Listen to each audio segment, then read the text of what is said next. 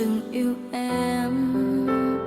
Có một người em trao hàng ngàn nỗi nhớ, nhưng chẳng bao giờ người ấy nghĩ về em. Có một người với em là tất cả, nhưng với người ta em chẳng là gì cả. Có một người ở bên em sẽ nở nụ cười, nhưng khi quay đi em lại bật khóc. Để nhìn em khóc mới biết em đau, đừng nhìn em đi mới biết em tồn tại.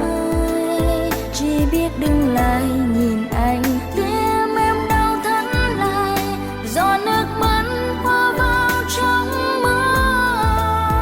Giờ lời anh hứa chỉ thế thôi sao? Chẳng cần bận tâm bao ngày ta bên nhau. Anh cứ đi đi đừng lo, em sẽ chẳng sao đâu. Em sẽ giấu, sẽ chẳng để anh biết đâu.